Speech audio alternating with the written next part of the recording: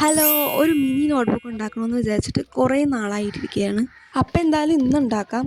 എനിക്ക് ഈ നോട്ട്ബുക്ക് വേണ്ട നല്ല അത്യാവശ്യമുണ്ട്. കാരണം ഓരോ ഡേയും എങ്ങനെ ചെയ്യണം എന്നൊക്കെ എനിക്ക് എഴുതി വെക്കേണ്ട ആവശ്യമുണ്ട്. വലിയ നോട്ട്ബുക്കിലും എഴുതി വെക്കാം, പക്ഷേ എനിക്കിങ്ങനെ ചെറിയ ചെറിയ നോട്ട്ബുക്കിൽ ഇങ്ങനെ എഴുതി വെച്ച് അങ്ങനെ ചെയ്യുന്നതാണ് എനിക്ക് കൂടുതലിഷ്ടം. അതാണ് കംഫർട്ടബിളും. അതുകൊണ്ടിട്ട് ചെറിയ നോട്ട്ബുക്ക് ഉണ്ടാക്കാമെന്ന് ഇങ്ങനെ വിചാരിച്ചു. 10 രൂപക്കോ 20 രൂപക്കോ കടയിൽ നിന്ന് വാങ്ങിച്ചാൽ മതി ഇത്. പക്ഷേ നമ്മുടെ കൈ കൊണ്ട് തന്നെ ഉണ്ടാക്കി അതിലെഴുതുന്ന സുഖം അതിന് കിട്ടില്ലല്ലോ. പിന്നെ അതുമാത്രമല്ല, നമ്മൾ എഴുതിയിട്ട് ബാക്കി വന്ന പേജുള്ള ബുക്കില്ലേ, അതിൽ നിന്നാണ് ഈ പേപ്പർ ഞാൻ കീറിയിരിക്കുന്നത്. അപ്പോൾ ഇതൊരു റിയൂസും കൂടിയാണ്. അപ്പോൾ ആദ്യമേ തന്നെ ഞാൻ ബുക്കിൽ നിന്ന് പേപ്പറൊക്കെ കീറിയിട്ട് അതിങ്ങനെ ചെറുതാക്കി മടക്കിയിട്ട് ഇങ്ങനെ വെട്ടിക്കൊടുത്തിട്ടുണ്ട്.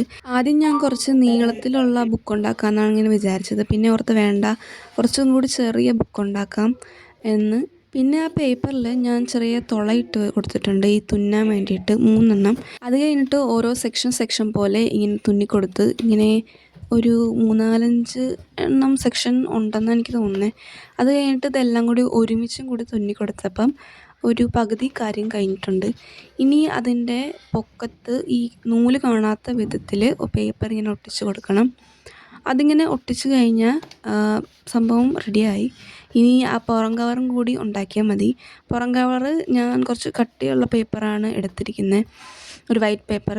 അതെടുത്തിട്ട് ഒട്ടിച്ചു കൊടുത്ത് അത് കഴിഞ്ഞിട്ട് അതിൻ്റെ പുറമേ ഉള്ള ആ ഒരു പേജ്, ആദ്യത്തെ പേജ് ഇതിനോട്ട് ചേർത്ത് ഒട്ടിച്ചു കൊടുത്ത്, ആ പുറം കവറിലോട്ട് ചേർത്ത് ഒട്ടിച്ചു കൊടുത്ത് അത് കഴിഞ്ഞിട്ട് ഒരു ചെറിയ ബോയും കൂടി വരച്ച് കൊടുത്തപ്പോൾ ഈ നോട്ട്ബുക്ക് ഇവിടെ കംപ്ലീറ്റ് ആയിട്ടുണ്ട്.